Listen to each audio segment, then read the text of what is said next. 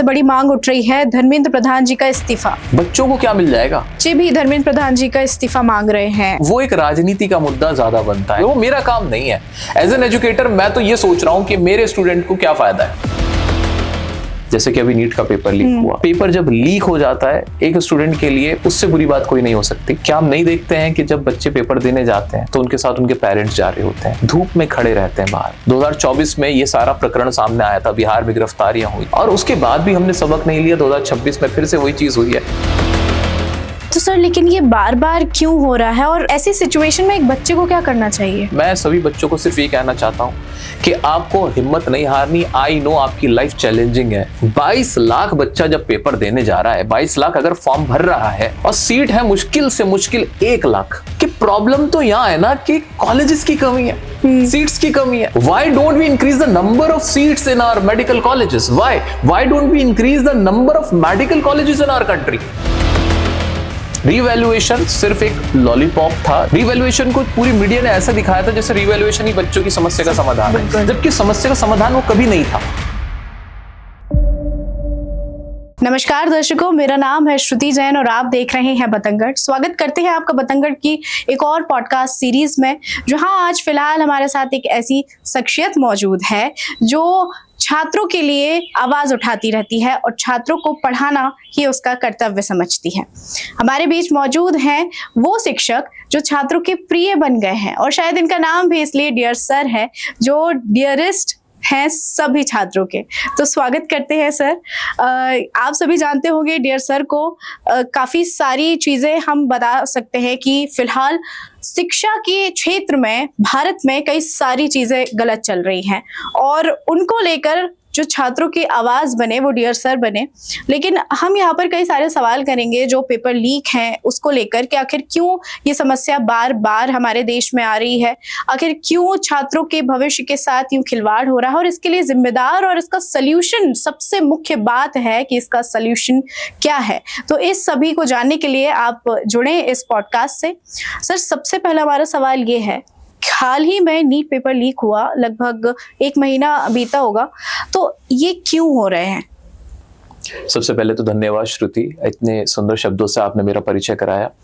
और जहां तक छात्रों का सवाल है, नीट पेपर लीक के बारे में सबसे पहले आपने सवाल उठाया कि नीट पेपर लीक ये बार बार क्यों हो रहा है और जिस तरह से जो विद्यार्थी हैं उनको जो समस्याओं का सामना करना पड़ रहा है उसके बारे में आपने सवाल पूछा है। और मुझे ऐसा लगता है कि ये सिर्फ सवाल विद्यार्थियों का नहीं है, ये सिर्फ सवाल स्टूडेंट्स का नहीं है, ये पूरे परिवारों का सवाल है। जब कोई पेपर लीक होता है, जैसे कि अभी नीट का पेपर लीक हुआ, हमने कहा कि पेपर लीक में कितने बच्चे बैठे थे, 22 लाख बच्चे थे, 20 लाख बच्चे थे, हम उनकी बात कर रहे हैं। ये 20 लाख बच्चे नहीं थे, ये 20 लाख परिवार थे, ये 22 लाख परिवार थे। क्योंकि जब एक पेपर लीक होता है तो पूरा एक परिवार उससे जुड़ा होता है, उसका असर उस तक भी पड़ता है।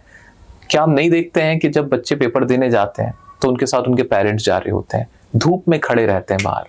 जब वो तैयारी कर रहे होते हैं तो माँ बाप, बड़े बहन भाई उन विद्यार्थियों को, उन स्टूडेंट्स को सहारा देते हैं, समझाते हैं। पूरे घर में एक माहौल बना रहता है कि हमारे घर में बच्चे का पेपर है। तो अगर सिर्फ ये समझ लेना कि सिर्फ एक स्टूडेंट का सवाल है और 20 लाख सिर्फ स्टूडेंट्स हैं, नहीं नहीं नहीं, ये सवाल और ज्यादा लोगों का है। अगर एक परिवार में 4 लोग हैं तो 20 लाख को 22 लाख को मल्टीप्लाई कीजिए 4 लोगों से, तो ये सवाल जाता है 80-90 लाख लोगों का। क्योंकि ये फैमिलीज हैं जो इस पूरे पेपर लीक से बहुत प्रभावित होते हैं। और पेपर जब लीक हो जाता है एक स्टूडेंट के लिए, उससे बुरी बात कोई नहीं हो सकती। एक बार को उसका एग्जाम खराब होता, एक बार को वो फेल होना भी मंजूर कर लेता, लेकिन जब हम देखते हैं कि पेपर ही लीक हो गया, अब उसे लगता है कि ये तीसरा कौन है जो मेरे बीच आ रहा है। मैं मेरी मेहनत कर रहा हूं, मैं मेरा एग्जाम दे रहा हूं, कोई तीसरा कैसे तय कर सकता है कि मेरा पेपर दोबारा होना है कि नहीं। ये तो मुझे तय करना था, ये तो मेरी मेहनत थी कि मैंने कम मेहनत की थी, मेरा लक काम नहीं करा था। वो ये सोच के एक बार को संतुष्ट हो जाएगा। लेकिन जब वो देखता है कि धांधली हो रही है और एक बार नहीं बार बार हो रही है, 2024 में ये सारा प्रकरण सामने आया था, बिहार में गिरफ्तारियां हुई थी, हमने सब कुछ देखा था, सुप्रीम कोर्ट तक मामला गया था। सुप्रीम कोर्ट ने कहा था कि पेपर जो कंडक्ट कराया गया है, जो उसकी भावना थी पेपर की, जो एग्जाम की, परीक्षा की, जो उसकी पवित्रता थी, उसके साथ खिलवाड़ हुआ। और उसके बाद भी हमने सबक नहीं लिया। 2026 में फिर से वही चीज हुई है और हमने देखा कि जो स्टूडेंट्स हैं कितना डिमोरलाइज होता है, कितना दुख होता है उन्हें। तो सच में ये बहुत बुरा है, बहुत खराब है, लेकिन अभी फिलहाल बच्चों के पास कोई और ऑप्शन नहीं है, उन्हें इस चीज को, सच्चाई को एक्सेप्ट करके आगे बढ़ना है। तो सर लेकिन ये बार बार क्यों हो रहा है, और ऐसी सिचुएशन में एक बच्चे को क्या करना चाहिए? श्रुति, बार बार क्यों हो रहा है, इसका सवाल का जवाब हम ढूंढना नहीं चाहते हैं। जवाब है, लेकिन जो समझदार लोग हैं उनकी कोई सुनता नहीं है, और जो सामने आके बात कर रहे हैं उन्हें वो मैटर ही नहीं समझ में आता है, वो सोल्यूशन समझना ही नहीं चाहते हैं, उसके ऊपर बात ही नहीं करते। नीट का पेपर लीक हुआ, ये पेपर लीक हुआ क्यों? क्या कभी किसी ने ये सोचा? हम ये सवाल खड़ा कर देते हैं कि उस व्यक्ति ने पेपर को लीक करा दिया, वो व्यक्ति इन्वॉल्व था, उसको सजा दे दो। क्या मुद्दा यहीं तक है? क्या सवाल सिर्फ यहीं तक खड़ा रहेगा? या सिर्फ हम अपने आप से सवाल करें पेपर लीक होता क्यों है? होता इसलिए है, डिमांड और सप्लाई का खेल है। जैसे पुराने समय में अगर मैं आपको लेके जाऊं, किसी को पिक्चर, जब फिल्म देखनी होती थी, कोई नई फिल्म रिलीज होती थी, तो सिनेमा हॉल कम होते थे, तो टिकट लीक होते थे, ब्लैक में टिकट बेचे जाते थे कि 10 रुपए की टिकट की कीमत 50 रुपए हो जाती थी, और लोग खुशी खुशी खरीदते भी थे, और बेचने वाला भी बड़ा मुनाफा कमाता था। इलीगल था, लेकिन ऐसा होता था। उसके बाद सिनेमा हॉल बढ़ गए, पीवीआर्स आ गए, उसके बाद मूवीज की जो फ्रीक्वेंसी थी वो बढ़ गई। आज के टाइम में आप बताएं, कहीं आप सुनते हो कि कोई सिनेमा का या मूवी का टिकट ब्लैक में बिक रहा है? नहीं बिकता। सेम केस होता है मोबाइल फोन में। आईफोन जब नया लॉन्च होता है, बड़ी बड़ी लाइनें लग जाती हैं, लोग 10,000 रुपए फालतू देके भी लेना चाहते हैं, लेकिन जब उसकी सप्लाई ज्यादा हो जाती है, डिमांड फिर अपने आप ही एडजस्ट हो जाती है, फिर कोई फालतू पैसे दे के नया फोन नहीं लेता। वही तो यहां पर भी हो रहा है।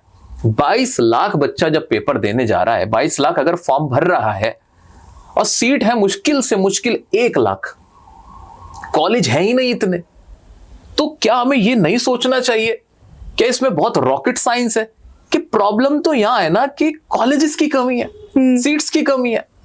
Why don't we increase the number of seats in our medical colleges? Why don't we increase the number of medical colleges in our country? Nobody talks about this. किसी को इसके बारे में बात ही नहीं करनी। और ये जो बात पता सबको है कि प्रॉब्लम यही है, और इसका सोल्यूशन भी सबको पता है, लेकिन क्योंकि अफसोस की बात है कि हम सब जितने भी लोग, ये पूरे स्टेक होल्डर इससे जुड़े हुए हैं, वो सब अपना अपना फायदा ढूंढ रहे हैं। उन्हें लगता है, कोचिंग वाले को लगेगा कि अगर सीट ज्यादा हो गई, कॉलेजेस ज्यादा हो गए, तो मुझसे पढ़ने कौन आएगा। वो ये सोच रहे हैं। सरकार तो जनता काम करवाती है सरकार से। सरकार के ऊपर दबाव नहीं बनाओगे, उनसे मांग नहीं करोगे, मेडिकल कॉलेजेस आप मांगोगे नहीं, तो आपको देगा कौन? तो लोग मेडिकल कॉलेजेस मांग नहीं रहे, सरकार अपनी जगह सही रही है, वो अपना काम करने में लगी हुई है, उनको इससे मतलब नहीं हो पा रहा है, वो सोच ही नहीं रहे कि और मेडिकल कॉलेजेस हमें खोलना है। जो टीचर्स, ट्यूटर्स हैं, जो कि कोचिंग वाले हैं, वो लोग इस बात को आगे बढ़ाना नहीं चाहते, जबकि असल मूल कारण तो सिर्फ नंबर ऑफ कॉलेजेस है। मैं आपको बताऊं, 20 लाख या 22 लाख बच्चे जब पेपर देते हैं, 1 लाख बच्चे को ही सीट मिल पाती है, बाकी 19 लाख बच्चे क्या डॉक्टरी लाइन ही छोड़ देते हैं? क्या वो डॉक्टर बनते ही नहीं है? ऐसा नहीं है, वो चले जाते हैं उज्बेकिस्तान, बांग्लादेश, रशिया और ना जाने कौन कौन सी कंट्री में जाके वो डॉक्टर बन जाते हैं। जब मेरा बच्चा मेरे अपने देश में, मेरे भारत देश में ही वो डॉक्टर नहीं बन पा रहा, तो बाहर कैसे बन रहा है वो? जब वो बाहर बन सकता है, हम जैसी हमसे बहुत छोटी कंट्री बांग्लादेश, हर तरह से जीडीपी के आप नजरिए से देख लें, आप उसके क्षेत्रफल के हिसाब से देख लें, इन एवरी एस्पेक्ट बांग्लादेश हमारे आगे कहीं नहीं खड़ा। फिर हमारा बच्चा बांग्लादेश जाके डॉक्टर बन पा रहा है, लेकिन यहाँ नहीं बन पा रहा है। अरे किसी एक स्टेट में हम 2-4 कॉलेजेस एक्स्ट्रा खोल देंगे, बांग्लादेश के जो सीट्स है वो यहाँ कवर हो जाएंगे। उज्बेकिस्तान, कौन सा बहुत बड़ी कंट्री है उज्बेकिस्तान, जब वो लोग करवा सकते हैं, जब वो लोग उनको एडमिशन दे सकते हैं, तो हम क्यों पीछे हैं? इसके ऊपर हम बात ही नहीं कर रहे, ये इसका है सोल्यूशन। और रही बात अब बच्चों को क्या करना चाहिए, मैं सभी बच्चों को सिर्फ ये कहना चाहता हूं कि आपको हिम्मत नहीं हारनी। आई नो आपकी लाइफ चैलेंजिंग है, आपके साथ गलत हुआ है, पर वही सबसे बड़ा विनर कहलाता है जो एडवर्स सिचुएशन में भी, जहां हालात आपके अनुकूल ना हो, वहां भी लड़ता रहता है और अपनी मेहनत से और अपने जज्बे से जीत कर दिखाता है। तो सर आपको लगता है कि फिलहाल जो वर्तमान की कंडीशंस हैं उनको देखकर बच्चा ये विश्वास कर सकता है कि मेहनत से उसका सफलता का गेट खुल सकता है? उसके पास कोई और ऑप्शन नहीं है श्रुति। ये बात सच है कि उसका विश्वास तो टूटा है। ये बात सिर्फ नीट के एग्जाम की नहीं है जी, ये बात सिर्फ सीयूटी के एग्जाम की नहीं है, ये बात सिर्फ सीबीएसई के एग्जाम की नहीं है। जितने भी एग्जाम्स अभी कंडक्ट हो रहे हैं, उनमें सब में कहीं ना कहीं किसी भी प्रकार की गड़बड़ी जरूर आ रही है। तो ये मैं कैसे कह दूं कि बच्चा बहुत विश्वास में है, जो बच्चे से इनपुट मुझे मिलता है, जो मेल मुझे कर रहा है, मैं आपको दिखा सकता हूं वो सारी चीजें, जो मैसेज बच्चा हमें करता है, उसको देखते हुए तो ये कहना ठीक नहीं होगा कि बच्चे को बड़ा विश्वास है उन एग्जाम की संस्थाओं पर, उन लोगों पर जो वो एग्जाम कंडक्ट करा रहे हैं, और ये बहुत दुखद है। ऐसा नहीं होना चाहिए, लेकिन बच्चे के पास ऑप्शन बचता नहीं है, उसको इसी सिस्टम में रहते हुए पेपर देना है। सर लेकिन जो जैसे हताशा फैल गई है बच्चों के बीच, चाहे वो 12th क्लास का हो, फिर CUET देता है, फिर नीट देता है, फिर SSC देता है, MPPSC देता है, UPSC देता है, किसी भी एग्जाम को दे रहा है वो, उसमें उसको हताशा मिल रही है, तो इसके लिए जिम्मेदार कौन है? सबसे ज्यादा जिम्मेदार कौन है इसमें? जिम्मेदारी तो मानिए या मत मानिए उन संस्थाओं की है जो ये एग्जाम्स कंडक्ट कराती हैं, जिनके ऊपर ये जिम्मेदारी डाली जाती है कि इसका सही तरह से संचालन उन्हें करना है जी। वही फेल हो रहे हैं। और अगर आप एक बार फेल हो जाए, नो प्रॉब्लम, अगर आपके एग्जाम में गड़बड़ी हुई, कोई बात नहीं, कोई दिक्कत नहीं है, उस गड़बड़ी को ठीक कर लीजिए। समस्या तो यह है ना कि एक ही गड़बड़ी, एक ही तरह की खराबी बार बार हो रही है। जैसे अभी CBSE का मुद्दा था, CBSE में बच्चों का जो कॉपी चेकिंग का जो मैटर था वो इतना बड़ा बन गया था कि सबको लग रहा था, सबने मान लिया था, शिक्षा मंत्री ने माना कि हाँ भाई कॉपी चेकिंग में गड़बड़ी है, और उसमें भी कम बच्चे नहीं थे। 18 लाख बच्चों का फिगर बहुत बड़ा होता है। फिर मैं वो कहूंगा 18 लाख के साथ उनका परिवार है, और वो सेम वही बच्चे हैं जो नीट का पेपर भी दे के आए। यानी सेम बच्चा नीट का एग्जाम कैंसिल हो रहा है, वो रीनीट भी दे रहा है, सेम वही उस बच्चे के ऊपर एक और आपने CBSE का भी आपने उसके ऊपर बोझ डाला, उसको वो भी झटका आपने दिया। हाँ। तो आपको करना क्या चाहिए था? बहुत आसान तरीका था। जब आपने इस बात को माना, CBSE ने माना, मीडिया ने माना, बुद्धिजीवियों ने माना, नेताओं ने माना, किसने नहीं माना इस बात को कि CBSE की जो परीक्षा हुई थी उसमें OSM चेकिंग में गड़बड़ी थी, सबने मान लिया। फिर आपने किया क्या? बिल्कुल। फिर हमने किया क्या? एज अ टीचर हमने क्या किया? क्या बच्चे के मैटर को हमने उस तरह उठाया, या CBSE बोर्ड ने बच्चों को दिया क्या? और बहुत सम्मान पूर्वक मैं ये सवाल बार बार यही पूछता हूं सभी लोगों से कि we are not against any institution, we are not against any minister, we are not against any particular party, हम उस सब में नहीं है। लेकिन आप भी तो बताएं आपने किया क्या? रीवैल्यूएशन सिर्फ एक लॉलीपॉप था जो बच्चे को कहा गया कि लो हमने रीवैल्यूएशन का ऑप्शन दिया। रीवैल्यूएशन तो पिछले साल भी था, उससे पिछले साल भी था। रीवैल्यूएशन कब नहीं होता था? ये तो आम सी बात थी। रीवैल्यूएशन को पूरी मीडिया ने ऐसा दिखाया था जैसे रीवैल्यूएशन ही बच्चों की समस्या का समाधान है, जबकि समस्या का समाधान वो कभी नहीं था। जब आप कह रहे हो कि आपके सिस्टम के अंदर कॉपी चेकिंग में ही प्रॉब्लम थी, टीचर्स जो खुद कॉपी चेकर से उन्होंने कहा भाई वो ऐसा गड़बड़ी थी, उसमें स्कैनिंग का प्रॉब्लम था, जाके आप देखिए कितने टीचर्स सामने आके इस बात को कह रहे हैं। तो आप नहीं मानोगे कि जो पूरे के पूरे 17-18 लाख बच्चों की 98 लाख कॉपीज है, गड़बड़ी तो सभी में हो सकती है। सर ये OSM लाया क्यों गया एकदम से? अभी तक तो OSM नहीं था।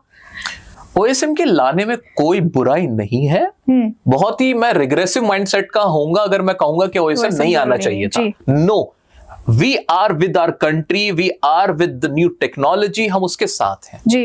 डिजिटलाइजेशन होना अच्छी बात है, OSM आना चाहिए था, लेकिन कैसे आना चाहिए था सवाल यह है। जितनी जल्दबाजी में वो लाया गया है उसके इंप्लीमेंटेशन में प्रॉब्लम है। बिल्कुल। आपको OSM लाने से पहले टीचर्स को जो कॉपी चेकर्स थे उनको प्रॉपर ट्रेनिंग देनी थी, आपको उसका पायलट प्रोजेक्ट चलाना था, उसके बाद देखना था कि सब ठीक चल रहा है कि नहीं। क्या आपको लगता है कि जो वर्तमान में शिक्षक जो ड्यूटी कर रहे हैं वो इतने टेकी हैं जो OSM जैसी बड़ी चीजों को भी संभाल सके? मैं अपनी तरफ से कुछ नहीं कह रहा हूं, जितना मैंने टीचर्स को देखा है, पूछा है और जाना है, मैं उस बेस पे कह सकता हूं कि टीचर्स अभी उतने इक्विप्ड नहीं है, वो इतने टेक फ्रेंडली नहीं है कि वो इजीली इन सारी चीजों को समझ सके। तो ये OSM को जल्दबाजी क्या थी कि इसे अभी ही लाया गया, एकदम से लाया गया? यही सवाल खड़ा होता है कि CBSE का ये जो स्टेप था, अगेन मैं तारीफ भी करूंगा CBSE की उस केस में कि हमने नहीं सुना कि CBSE के पेपर लीक होते हैं और सब कुछ सही चलता है। हाँ। लेकिन OSM को इतनी जल्दबाजी में लाया गया है, उसका क्या कारण था वो बेहतर जानते हैं। हो सकता है कि उनके पास जो 10th क्लास के दोबारा बोर्ड एग्जाम कराने थे उसका प्रेशर रहा हो, क्योंकि वो भी CBSE ही कराती है, शायद उनके माइंड में ये रहा हो, आई डोंट नो कि क्या रहा, लेकिन गलती हो गई। मैं तो उस चीज को भी कहता हूं कि अगर आपसे गलती हो गई है उसको सुधार लीजिए, सर इस बात पे मैं एक बात कहूंगी कि कुछ दिनों तक जब तक ये गलतियां हुई थी तब तक सीबीएसई ने माना नहीं था कि कुछ भी गलती हुई है, अंटिल जो छात्र थे उन्होंने अपनी मार्कशीट्स डालना शुरू कर दी और ये पता चला कि जो वो जवाब दिए हैं वो सही है, जो आंसर शीट होनी चाहिए उनका राइट चेकिंग नहीं हुई है। अगेन श्रुति, मैं इस चीज में बोलना चाहूंगा कि शुरुआत से ही 19 तारीख से पहले ही अगर मैं जाऊं तो 19 से रिवैल्यूएशन होना था। आई थिंक 13 तारीख को रिजल्ट आया था क्लास 12 का बोर्ड का। तो 4-5 दिन के अंदर ही बच्चों ने अपनी कॉपीज दिखानी शुरू कर दी थी, हमने आवाज उठानी शुरू कर दी थी, मीडिया से कनेक्ट करके हम लोग बच्चों का मैटर आगे तक लेके गए थे। तो अच्छी बात जो हुई थी पॉजिटिव, मैं आपको बताऊं तो वो ये हुई थी कि पहली बार ऐसा हुआ था जहां रिवैल्यूएशन की फीस सीबीएसई ने डिक्रीज की थी। हाँ। उसमें छूट दे दी थी। हम भी खुश हुए थे कि एटलीस्ट यार आपने बच्चों की बात मानी। और तब तक इतने बुरे हालात नहीं थे, तब तक कॉपीज की जो क्वालिटी थी कि कॉपी के अंदर ठीक से स्कैनिंग नहीं हुई है, ब्लर्ड शीट्स हैं, इसका प्रॉब्लम ज्यादा था। तब सीबीएसई ने एक तरह से इस बात को मान लिया था। वैसे वो डिफेंड कर रहे थे ओएसएम को। हाँ। लेकिन जब आप अपनी फी डाउन करते हो, फीस को रिड्यूस करते हो, तो उसका मतलब क्या है? उसका सीधा सा मतलब है कि आपने अपनी गलती को एक्सेप्ट कर लिया। तो हम भी खुश थे। हाँ। कि यार चलो अब टेंशन नहीं है। अब मैंने भी कहा बच्चों से, हमने भी बच्चों से कहा कि अगर आपको भी लग रहा है कि नंबर कम आए, अब आराम से तुम सब लोग रिवैल्यूएशन के लिए अप्लाई करना, स्कैन कॉपी मंगाओ सब लोग अपनी। यहां तक हालात खराब नहीं थे, मामला ठीक था। हमें भी उम्मीद नहीं थी कि वैसे में इस कदर बुरा हुआ होगा। लेकिन जब 19 तारीख से कहा गया कि भाई अब पोर्टल चलेगा, उस पोर्टल के चलने में जो खराबी आई, पोर्टल ही नहीं चल के दे रहा था, सर एक बात आई थी कि एक 17 साल का बच्चा उसने बोला था कि मैंने वेबसाइट हैक करी थी और काफी इजीली हैक हो गई थी। उस पर भी उसे काफी काउंटर किया गया। फिर एट द एंड उसकी बात भी कहीं ना कहीं सच निकली। आपको क्या लगता है, क्या ऐसा सच है? वो जितनी चीजें सामने आ रही हैं और जिस तरह के बच्चों के क्लेम, और सीबीएसई ने बोला भी था कि हैकिंग के प्रयास हुए हैं, तो इसमें तो कुछ ना कुछ वैसे ही जांच का विषय है। इसके ऊपर मेरा बोलना ठीक नहीं होगा। ये जांच का विषय, ये जांच करवाई जाए, सीबीएसई जांच करवाए कि हैक हुई थी क्या, इतनी वल्नरेबल वेबसाइट थी, इतना वल्नरेबल पोर्टल था, वो उन्हें देखना है। मुझे जो नजर आता है, मुझे तो ये नजर आता है कि वेबसाइट ठीक से नहीं चली, जिसकी वजह से जो बच्चे अपना आवेदन करना चाहते थे, अपनी स्कैन कॉपीज मंगाना चाहते थे, उनको स्कैन कॉपीज मिली ही नहीं। और सबसे बुरा ये जो पूरा प्रोसेस हुआ 2026 के बच्चों का, क्लास 12 का, उनके साथ इससे बुरा कुछ नहीं हो सकता था कि जब उन्होंने अप्लाई किया ना स्कैन कॉपीज के लिए, तो श्रुति उनको ना उनकी कॉपी मिल ही नहीं पाई। वो अप्लाई ही नहीं कर पाए। जब मैं अप्लाई ही नहीं कर पाया तो मैं अपने मार्क्स कैसे बढ़वाऊंगा? मुझे लगता था कि मैं फेल नहीं हो सकता। मुझे 3 पेपर में फेल कर दिया। ठीक है, आपने कहा कि सीबीएसई ने बोला स्कैन कॉपी मंगा लो, देख लो भाई, फेयर इनफ था, फेयर ट्रायल चल रहा था। जब मैं वेबसाइट पे जाता हूं, लास्ट डेट आ जाती है, लेकिन मेरी वेबसाइट चलती नहीं है, मेरी कॉपी मुझे मिली ही नहीं। हम बात करें कि सिर्फ 4 लाख बच्चों ने, मतलब 4 लाख बच्चों ने अप्लाई किया, हर चौथा बच्चा अप्लाई कर रहा था। हम इसको बड़ी बात मान रहे हैं कि 4 लाख, पहली बार ऐसा हुआ कि 18 लाख बच्चों में से तकरीबन 4 लाख बच्चे, हर चौथा बच्चा अप्लाई कर रहा है अपनी स्कैन कॉपीज के लिए। अरे 4 लाख नहीं था वो नंबर इससे कहीं ज्यादा था, क्योंकि बच्चे अप्लाई ही नहीं कर सके, तो फिर वो नंबर कहां से दिखता? और अभी भी बहुत सारे बच्चों का जो रिजल्ट है वो नहीं उन तक पहुंच पाया, सही जो सही रिजल्ट था। एग्जैक्टली, क्योंकि स्कैन कॉपी जब मुझे मिली ही नहीं। बिल्कुल, जो आपने रिजल्ट दे दिया वही मान लिया। अच्छा, इसमें भी सबसे बड़ा जो पॉइंट था और जो बहुत बहुत ही डेंजरस था बच्चों के लिए, वो ये था कि अगर आपने एक बार अप्लाई किया स्कैन कॉपीज के लिए, तो आप दोबारा अप्लाई नहीं कर सकते, चाहे प्रॉब्लम आपकी वेबसाइट का ही क्यों ना हो। क्योंकि हुआ ऐसा कि बच्चों ने, जिसने मान लो अकाउंट्स की कॉपी मंगवाई, उसको इंग्लिश की कॉपी दे दी गई। अब दिखने में तो ऐसा दिख रहा है कि देखो हमने तो स्कैन कॉपीज आपको दे दी हैं, बट इन एक्चुअली क्या हुआ, इन रियलिटी आपने क्या किया है, आपने उसे वो कॉपी ही नहीं दी जो वो मांग रहा था, जिसमें उसको डाउट था। अब वो बच्चा क्या करे कि अच्छा, फिर सीबीएसई ने अपना हेल्प डेस्क नंबर निकाला, ईमेल करने को कहा। बच्चों का कहना यह था कि हमने खूब मैसेज करे, खूब मेल करे, कोई रिप्लाई नहीं। इन सब के लिए आप क्या कहेंगे? ये संस्था है या गवर्नेंस में भी दिक्कत है, या किसी लोगों की मिली भगत है, जिसकी वजह से जो बच्चों की बात है वो उन तक पहुंच भी नहीं पा रही है और वो उठ भी नहीं पा रही है? सबसे बड़ा जो पूरे इस जो ओएसएम प्रक्रिया थी और उसकी चेकिंग का जो भी निकल के आया, उसमें जो बहुत बड़ा पॉइंट आया था वो था वेदांत का केस। जैसे ही वेदांत का केस निकल के आया और वो साबित भी हो गया, उसके बाद सीबीएसई को बड़ा स्टेप लेना चाहिए था, क्योंकि एक बच्चे की कॉपी ही रिप्लेस थी। और सिर्फ वेदांत ऐसा नहीं था, हर्षिता भी थी, यश भी था, और ना जाने कितने ऐसे बच्चे होंगे। अब एज एन एजुकेटर मेरे को पढ़ाना चाहिए बच्चों को, मैं लिस्ट बना के नहीं बैठूंगा कि कितने बच्चे ऐसे हैं जिनकी कॉपी रिप्लेस हुई, कितने बच्चे रो रहे हैं, मैं ये लिस्ट नहीं बनाने के लिए हूं। मेरा ये काम नहीं है, और ये काम मुझे लगता है सबसे बुरा काम है कि हमारा सिस्टम पूरा फेल हो चुका है, यानी जो भी कॉपी चेकिंग का था। अगर ऐसा हो रहा है तो जैसे ही वेदांत का केस आया, सीबीएसई ने एक्सेप्ट किया कि हाँ उसकी कॉपी रिप्लेस हुई थी, वो एक बहुत बड़ा वेकअप कॉल था। उस मोमेंट पे एक बड़ा फैसला लेने की जरूरत थी। कहते कि 15-20 दिन हमें दो, हम दोबारा कॉपी चेक कर लेंगे, हाँ। हम मैनुअल रीचेकिंग कर लेंगे। अगर वो नहीं कर सकते थे, इस बार का रिजल्ट 3% ज्यादा फेल बच्चे हुए थे, 85% आया था, जनरली 88 आता है।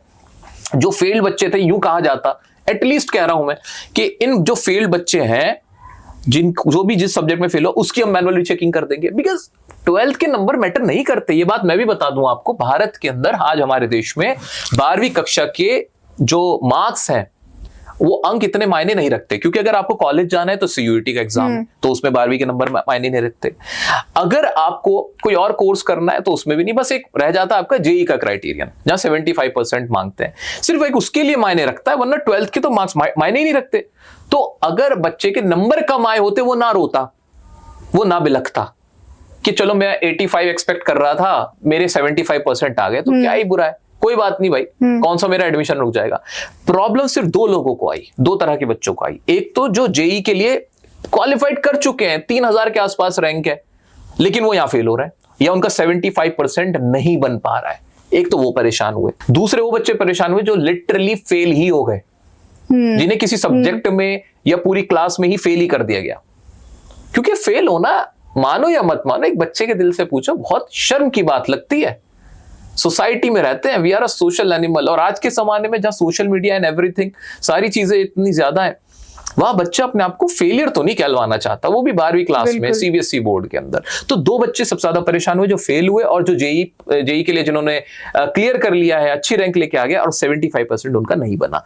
क्या उनके लिए कुछ तो लाते रिलैक्सेशन, वहीं पे सारा मुद्दा सॉल्व हो जाता। अगर कोई भी एक छोटा सा कदम तो होता, कोई कदम नहीं उठाया गया है। मीडिया ने भी बात रखी, टीचर्स ने तो उस तरह बात नहीं रखी। मेरी शिकायत है हमारे ही बंधुओं से, भाइयों से, कि अगर ट्यूटर्स आगे आके इस चीज को, जो कि बिल्कुल मतलब डन एंड डस्टेड है ये केस, ओएसएम की चेकिंग में गड़बड़ियां थी, बहुत बुरी चेकिंग हुई थी, इसको कोई डिफेंड नहीं कर रहा है। आज की डेट में आप मुझे बता दें, सीबीएसई क्या खुद डिफेंड कर रही है ओएसएम को? नहीं कर रही है defend. They have accepted it.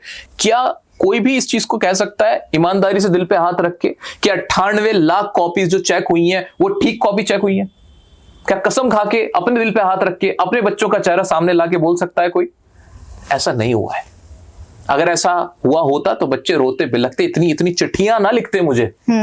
वो मुझसे ना कहते कि आप हमारी आवाज उठाना बंद मत करना, वो मुझसे ना कहते कि सर हमें आपसे ही उम्मीद है, प्लीज हमारे लिए कुछ करिए। वो क्यों बिलख रहे हैं, क्यों तड़प रहे हैं?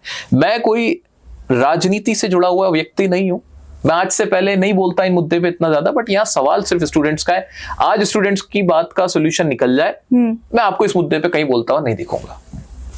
तो अब जैसे 2 अधिकारियों को रिजाइन कर दिया गया वहां से, तो उस पर क्या कहेंगे? ट्रांसफर किया है। मेरा सवाल सिर्फ एक ही रहेगा, बच्चों को क्या मिला? बिल्कुल सर, एक और चीज सबसे बड़ी मांग उठ रही है, धर्मेंद्र प्रधान जी का इस्तीफा। ये क्या सही मांग है और इससे क्या होगा? अगेन द सेम क्वेश्चन, बच्चों को क्या मिल जाएगा? आप किसी के इस्तीफे से, बच्चे भी धर्मेंद्र प्रधान जी का इस्तीफा मांग रहे हैं, प्रोटेस्ट कर रहे हैं, या फिर ट्वीट कर रहे हैं कि उनको इस्तीफा देना चाहिए। वो मोरल ग्राउंड्स पे सवाल पूछा जा सकता है, बट वो एक राजनीति का मुद्दा ज्यादा बनता है। ये सवाल शायद आप किसी ऑपोजिशन पार्टी के किसी लीडर से पूछते तो वो कहते कि हाँ भाई इस्तीफा होना ही चाहिए, हाँ। सरकार पे दबाव बने, ये करे। वो मेरा काम नहीं है। एज एन एजुकेटर मैं तो ये सोच रहा हूँ कि मेरे स्टूडेंट को क्या फायदा है। मुझे मेरे बच्चों से जाके आंखें मिला के बात करनी है। तो कल को कोई मेरा बच्चा मुझसे पूछेगा, सर हमारा सीबीएसई क्लास 12 का ओएसएम की चेकिंग खराब हुई थी, हमारे कॉपी चेकिंग ठीक नहीं थी, नंबर कम कर दिए थे, मुझे फेल कर दिया था, आपने हमारे लिए क्या किया? मैं कहूंगा मैंने इस्तीफा करवा दिया था एजुकेशन मिनिस्टर का। ये क्या बात हुई? वो पूछेगा सर मुझे क्या मिला, इस्तीफे से मुझे क्या मिला? कोई और आ जाएगा। लेकिन हमारी कॉपी चेकिंग आप हमारे लिए कुछ और करवाते, हमारा तो वो सोल्यूशन ही नहीं था। इस्तीफे से हो सकता है कि नीट के बच्चों को अच्छा लगेगा सुन के, या कोई और किसी और एस्पेक्ट में आप देखेंगे मोरल ग्राउंड्स पे सुन के सही लगेगा कि भाई उन्हें लगा कि भाई हमारी गलती थी, वो चले गए, चलो अच्छी बात है। लेकिन एक क्लास 12 के सीबीएसई स्टूडेंट को जो पीड़ित है, जिसके साथ गलत हुआ है, उसको कुछ हासिल नहीं है इन इस्तीफों से। उसे तो सिर्फ एक नोटिफिकेशन चाहिए, एक सर्कुलर चाहिए जहां लिखा है कि ग्रेस मार्क्स मिल जाए, मैनुअल रीचेकिंग हो जाए, 75% का जो क्राइटेरियन है वो रिलैक्स कर दिया जाए। उसे इनमें से कुछ दो ना आप। क्या वो आप दे रहे हो? क्या उसकी कोई डिमांड कर रहा है? कोई नहीं। लेकिन ये इतना ज्यादा दबा हुआ क्यों है मामला? मतलब नीट पेपर लीक भी हुआ तो कुछ समय उसकी बात की गई, मीडिया में भी बहुत छाया हुआ, लेकिन अब सब शांत है। उसका एक बहुत बड़ा क्रेडिट जाता है सोशल मीडिया को, जिसमें मीडिया, न्यूज चैनल्स और साथ में जो ट्यूटर्स हैं, जो एजुकेटर्स हैं, वो भी शामिल है। क्योंकि हम तो बड़े सेल्फिश हो गए थे। मीडिया ने हमारे बारे में, ऑनलाइन टीचर्स के बारे में छोटी सी बात की, हमने उस बात का, जैसे कि आपके चैनल का नाम भी है बतंगड़, हमने उस बात का बतंगड़ बना लिया, हम उसको पर्सनल ले गए। काश हम इतने पर्सनल हमारे बच्चों के लिए हो गए होते तो आज सीबीएसई के बच्चों का भी सोल्यूशन निकला हुआ होता, नीट के बच्चों के लिए भी और ज्यादा सुविधाएं होती, और जो आने वाले एग्जाम उनके लिए भी और बेहतरी हो चुकी होती। पर्सनल होके हर टीचर ने, चाहे वो एसएससी का पढ़ाने वाला हो, स्कूल का पढ़ाने वाला हो, नीट के हो, जेई के हो, सब ने पर्सनल होके मीडिया को जी भर के पानी पी पी के बुरा बोला, बल्कि ऐसी भाषा का प्रयोग किया जिसको मैं कभी ठीक नहीं समझता। टीचर तो वो होना चाहिए जिसके अंदर एक साधु वाला भेष हो, एक सज्जन, एक सूफी होना चाहिए, जिसके अंदर शांति हो, ठहराव हो, कि उसको कोई थोड़ी बहुत गाली, अरे दे ले भाई, अरे दे लो। हम अगर अपना प्रदर्शन भी करेंगे, हम अपने अगर आपके सामने प्रोटेस्ट भी करेंगे किसी बात का, तो वो भी एक मर्यादा में रह के होगा। आपने हमें गाली दी, उससे ज्यादा 4 गाली हम आपको देंगे। ये एक टीचर का, एक सच्चे टीचर का तो ये कैरेक्टर नहीं हो सकता। सर, जैसे अभी खान सर के साथ जो हो रहा है, तो उसके उन पर आपका क्या विचार है? जो खान सर की जो पूरी कंट्रोवर्सी अभी चल रही है, फिलहाल उन्हें बेल दे दी गई है, लेकिन आपके क्या विचार हैं उस पर? कितना आप साथ देते हैं? मैं तो हैरान हूँ, मैं बहुत हैरान हूँ। मैं सिर्फ ये जानना चाहता हूँ कि जो खान सर है उन्होंने किया क्या है? एफआईआर हो जाना या उनको गिरफ्तार कर लेना, क्या वो समाज के लिए खतरा है? क्या वो समाज के खिलाफ कोई काम कर रहा है? ये हास्यास्पद है, बहुत हिलेरियस है। और सोशल मीडिया पे जब किसी की इमेज खराब करनी हो तो वो इस तरह से की जाती है। ये उसका एक सबसे बड़ा सबूत है। छोटे मोटे झगड़े सब में हो जाते हैं, कंपटीशन कोचिंग सेंटर वालों में सब में ही होता है। वो किस हद तक हो रहा है वो देखने वाली बात है। अगर 2 पक्षों के बीच लड़ाई थी, वो तो साथ में बैठा देते, वहां पे कॉम्प्रोमाइज करा देते, हो जाता काम। लेकिन उसको इतना बड़ा लेके चले जाना, इतना बड़ा बना देना। और अजीब बात ये थी कि कल तक के खान सर को आज फैजल खान बता दिया गया, तो ये बहुत दुखद है। और ये बताता है कि अगर कोई सच्चे रास्ते पे भी हो, कोई अच्छा काम भी करो, तो उसे गिराने के लिए कितने लोग सामने आ जाते। सर, आपको ये नहीं लगता कि अचानक ये जितने भी पेपर लीक्स हुए थे, सब जगह एक ही बात छा गई थी, तो इसको दबाने के लिए कहीं ये खान सर का टॉपिक और ये खान सर की कंट्रोवर्सी शुरू हुई? इस बात को मैं आश्वस्त होके तो नहीं कह सकता जी, लेकिन ये जरूर कह सकता हूं कि हाँ, ये तो सच हुआ है कि इन वजहों की वजह से कि 2 टीचर कैसे लड़ रहे हैं, किस पे एफआईआर हुई कि नहीं, ऑनलाइन टीचर्स कितना कमाते हैं, वो कितने बड़े क्रूर हैं, इस सब में जो बच्चों का मुद्दा था हमने वो छोड़ दिया। और ये बच्चे मेरे नहीं है, ये बच्चे किसी एक के नहीं है, ये आपके हमारे सबके, या तो हमारे बच्चे हैं वो, चाहे हमारे छोटे बहन भाई हैं, चाहे हमारे बड़े बहन भाई हैं, कहीं ना कहीं ये वही सब तो हैं। ये है कौन? ये बच्चे हैं कौन? नीट वाले, सीबीएसई वाले हैं कौन? हमारे और आपके, हमारे देश के अपने तो बच्चे हैं। अब मैं ऐसा तो नहीं कहूंगा जो उन पत्रकार ने कहा था कि वेदांत को पाकिस्तानी ही कह दिया था जी। ये कहना तो बड़ा आसान है, किसी पे इल्जाम लगा के उसको ऐसे, इतनी कम उम्र के बच्चे को, 17-18 साल की उम्र का बच्चा, उसे किस हद तक हमने ट्रोमा दिया सिर्फ इसलिए कि उसने कहा मेरी कॉपी नहीं है। और जो उसने सही कहा था, सवाल उठाया, और सही सवाल था, वो प्रूव हुआ आपको। अब आप आगे जाके एक ट्वीट करके माफी मांग लें, क्या उस चीज से वो खत्म हो जाएगा? वो सारा ट्रोमा जो उसने झेला, जो बुरी चीजें, गालियां और क्या क्या उसने सुनना पड़ा। तो अफसोस की बात है, मीडिया को भी अपनी जिम्मेदारी समझनी चाहिए, बड़े बड़े टीचर्स और ट्रेनर्स को भी अपनी जिम्मेदारी समझनी चाहिए, इन्फ्लुएंसर्स को भी, कि हमारे मुंह से निकले गए जो शब्द हैं वो किस तरह से इम्पैक्ट डाल सकते हैं, हमें इसको सोचना होगा। तो आप क्या सोचते हैं, क्या इंडियन मीडिया जो है वो सही काम कर रहा है अपना जो उसे काम करना चाहिए, या आपको भी लगता है कि उसमें कुछ सुधार की जरूरत है? इंडियन मीडिया कैसा काम कर रहा है उसके जवाब को जानने के लिए हमें जो मीडिया की रैंकिंग तय करती हैं एजेंसी, चाहे वो कोई सी भी हो, जिस पे आप बिलीव करें उस एजेंसी को पकड़ें, क्योंकि उन्होंने कुछ ना कुछ पूरा एक एनालिसिस करके ही वो रैंकिंग बनाई होगी। वहां जाके आई थिंक रैंकिंग चेक करनी चाहिए कि हमारे देश की रैंकिंग कहाँ आती है। सो जिस पे भी आपको ट्रस्ट हो, जिस भी एजेंसी पे ट्रस्ट हो, उस एजेंसी की रैंकिंग जाके चेक करें, वो आपको बेहतर बता पाएंगे। मेरे कहने से ना कोई अच्छा हो जाएगा ना कोई बुरा हो जाएगा। मैं बस इतना जानता हूं और मैं उस चीज के लिए धन्यवाद देना चाहता हूं कि जहां तक बच्चों का सवाल आया, मेरे सीबीएसई के क्लास 12 के बच्चों का सवाल आया, मैंने देखा कि इस मुद्दे पे तो सबने बोला, पर अफसोस ये रहा कि उन्होंने सोल्यूशन निकालने पे उन्होंने भी ध्यान नहीं दिया। मीडिया ये चला रहा था, पोर्टल नहीं चल रहा, पोर्टल नहीं चल रहा, पोर्टल नहीं चल रहा, बस ये बातें ज्यादा चला रहा था। मीडिया ने इस चीज पे किसी ने सवाल क्यों नहीं किया कि जब पोर्टल नहीं चल रहा, ग्रेस मार्क्स दो बच्चों को। इस चीज के ऊपर नहीं दबाव बनाया गया, सोल्यूशन पे दबाव नहीं बनाया गया। मुझे ये लगता है कि मीडिया ने आवाज जरूर उठाई, बच्चों की तो उठाई थी, जाके आप चेक कर सकते हो, हर चैनल ने लगभग उठाई थी आवाज, लेकिन सोल्यूशन दिलाने में वो नाकामयाब रहे। और मुझे लगता है अगर ऐसा कोई मीडिया है जो किसी पीड़ित की आवाज तो उठा रहा है लेकिन उस पीड़ित को इंसाफ नहीं मिल रहा, तो उसका काम आधा हुआ है, अधूरा है।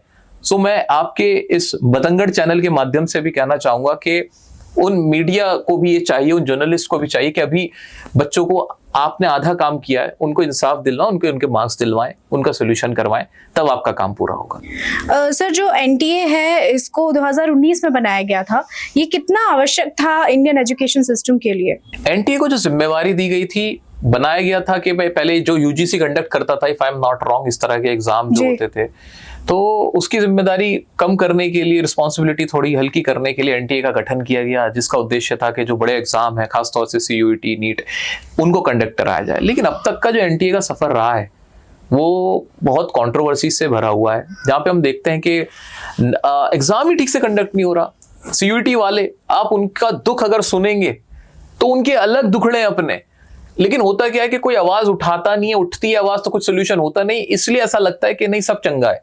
लेकिन सच्चाई ये है कि सीयूईटी का बच्चा बहुत परेशान है जी। उसको अभी सिटी इंटीमेशन स्लिप आई थी, अभी 2 महीने पुरानी, अगर मैं बात करूं, बच्चों का सेंटर दूर दूर डाल दिया, 300 किलोमीटर 500 किलोमीटर दूर सेंटर डाल दिया। सेम प्रॉब्लम एसएससी के साथ भी आई थी पिछले साल। एसएससी के साथ तो है ही, एसएससी वाले ये सब्र कर लेते हैं कि चलो एसएससी का एग्जाम देके हमें कोई नौकरी मिल जाएगी, 50,000 की, 60,000 की, 80,000 रुपए की, तो ये सब्र कर लेते हैं। और उम्र में भी फर्क होता है। एक 17 साल का बच्चा जो घर से बाहर नहीं निकला है आज तक, या कोई लड़की है जो गांव देहात में रहती है, उसके पेरेंट्स वैसे उसको कॉलेज नहीं भेजना चाहते, बिल्कुल, क्या आप इस बात से मुंह फेर सकते हो कि आज भी हमारे देश में कंजर्वेटिव सोसाइटी है जो कहती है कि नहीं, लड़कियों को, बेटियों को हम बाहर पढ़ने नहीं भेजेंगे? और कहीं ना कहीं उसमें हमारा भी रोल है। क्या लड़कियां सेफ हैं? क्या बेटियां हमारे समाज में, क्या हमने ऐसा भारतीय सेफ बनाई है? Irrespective of the party and government जी, कोई भी पार्टी हो, कोई भी गवर्नमेंट हो, क्या देश में लड़कियां सेफली घूम सकती हैं?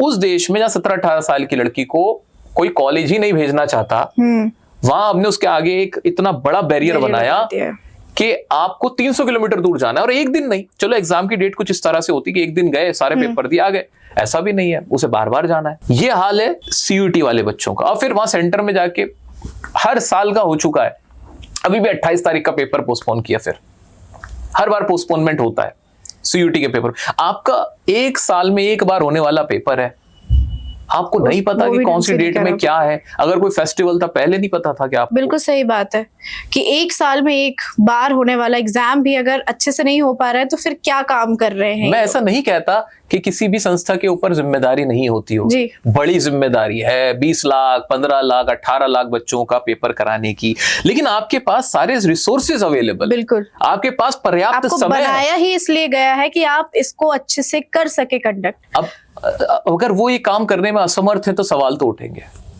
बिल्कुल सही बात है। सर, जब हम इन सभी एग्जाम की बात करते हैं तो उसमें यूपीएससी का बड़ा रोल सामने आता है कि यूपीएससी कभी लीक भी नहीं हुआ, उसमें कोई प्रॉब्लम नहीं आई। तो आखिर यूपीएससी में ऐसा क्या है जो बाकी एग्जाम्स में नहीं हो पा रहा? ये सवाल कई बार उठा है, इसके ऊपर लोगों की कुछ और भी बातें हैं, कुछ और भी प्रतिक्रियाएं कुछ लोग देते हैं। कुछ लोग कहते हैं कि यूपीएससी का भी होता होगा, चाहे मजाक में कहते होंगे, आई डोंट नो, कहते हैं कि होता होगा लीक, पता नहीं चल पाता। हाँ। क्योंकि नीट के बारे में भी अब लोग ये कह रहे हैं कि पेपर लीक होके पता चल जाना बड़ी बात है। अगर वो लीक हुआ, मान लीजिए कि किसी ने पेपर दे दिया हो, नीट का पेपर इससे पहले भी कभी दिया हो, हाँ। और उस तक पहुंच भी गया हो, उसने पेपर कर भी दिया हो, खरीद फरोख्त भी हो गई हो, लेकिन पता ही ना चल पाया। पता चल जाना खबर बनती है, पेपर का लीक होना खबर नहीं बनती है। तो यूपीएससी के जहां तक बात है तो मजाक की बात है। यूपीएससी का हम देखते हैं कि इतने चाक चौबंद प्रबंध होते हैं, सारी चीजें इतनी बढ़िया से हो जाती हैं, जब वहां हो सकती हैं तो यहाँ क्यों नहीं हो सकती। और सर, सीबीटी की बात की जाती है कि एनटीयू को अगले साल से सीबीटी में कन्वर्ट कर लिया जाएगा, लेकिन चाइना में सबसे बड़ा होने वाला एग्जाम गांव को, वो एक ऐसा एग्जाम है जो पूरा पेन पेपर पे होता है, उसमें ऐसी कोई प्रॉब्लम नहीं होती है, उसमें लगभग 1 करोड़ बच्चे बैठते हैं। तो ये सिचुएशन इंडिया में क्यों क्रिएट हो रही है, और ऐसा क्या है जो इंडिया में एजुकेशन क्राइसिस आ रहा है इतना? इनको ना सब चीजों को अलग अलग से समझने की जरूरत है। एक साथ सारी चीजों को अगर हम समझने लग जाएंगे, सारे एग्जाम को एक जैसा मानने लग जाएंगे, तो ये हम गलती कर रहे होंगे। जैसे आपने यूपीएससी का सवाल उठाया था, यूपीएससी का पेपर लीक क्यों नहीं होता? यूपीएससी का पेपर नीट का पेपर क्या सेम है?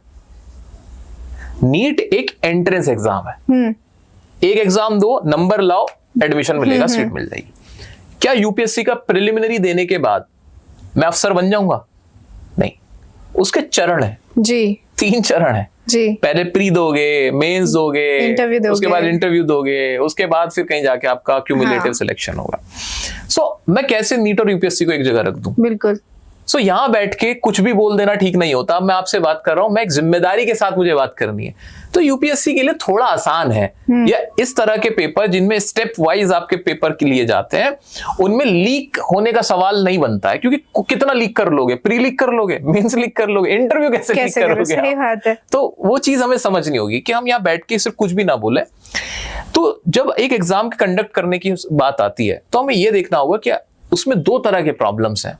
एक तो लीक का प्रॉब्लम है, और दूसरा स्मूथ कंडक्शन का प्रॉब्लम है कि वो कंडक्ट ही नहीं हो पा रहे, आप वो सिस्टम ही नहीं बना पा रहे। दोनों को अलग अलग आपको रखकर उसका समाधान निकालना है। पेपर लीक क्यों होता है? पेपर लीक इसलिए होता है, कौन सा पेपर लीक होता है सबसे पहले तो ये जानने की जरूरत है। ज्यादातर नीट के पेपर लीक की बातें आती हैं। मान लेते हैं नीट का पेपर लीक हो रहा है, क्यों पेपर लीक हो रहा है जी? कोई पेपर क्यों खरीदना चाहेगा? कोई बेचना क्यों चाहेगा? लाखों करोड़ों में तो बिक रहा है, 50 लाख का पेपर बिक रहा है, 60 लाख का पेपर बिक रहा है, तभी तो वो लीक कर रहा है। जो भी लीक कर रहा है वो इसलिए लीक हो रहा है क्योंकि जो बैठने वाले स्टूडेंट्स हैं, विद्यार्थी हैं, वो कौन है? वो कितने हैं जी? वो है 20 लाख 22 लाख। सीट्स कितनी है? 1 लाख। 21 लाख बच्चे जानते हैं कि वो एग्जाम दे रहे हैं जिसमें जो फेलियर है वो उनकी किस्मत में, उनके माथे पे लिखा हुआ है कि वो फेल होने। हाँ। वहां तो क्रीम जा रही है। अब क्रीम कितनी होगी? हर बच्चा क्या इतना काबिल होगा कि वो 720 आउट ऑफ 720 लिया है? 2024 में 67 बच्चे 720 आउट ऑफ 720 लिया है। सर, तब कहा गया था कि अब ऐसा कुछ भी नहीं होगा, हम बहुत सख्त तरीके से काम करेंगे, लेकिन आपको कुछ दिखा? दिख तो गया। 2026 में कितनी सख्ती हुई थी। तो पेपर लीक इसलिए हो रहा है क्योंकि आपके पास सीट कम है, बच्चे ज्यादा हैं, आप सीट बढ़ा दीजिए। और इसका सीबीटी जो उन्होंने किया है वो कहीं से कहीं तक सोल्यूशन लगता है? अभी तो सीबीटी का एक भी एग्जाम नहीं हुआ है, आने वाले समय में पता चलेगा। लोगों का, जानकारों का जो कहना है, जो मैंने सुना है और जो लोग बोलते हैं कि सीबीटी में क्या होगा, फिजिकल पेपर लीक नहीं होगा लेकिन हैकिंग तो होती है। बिल्कुल।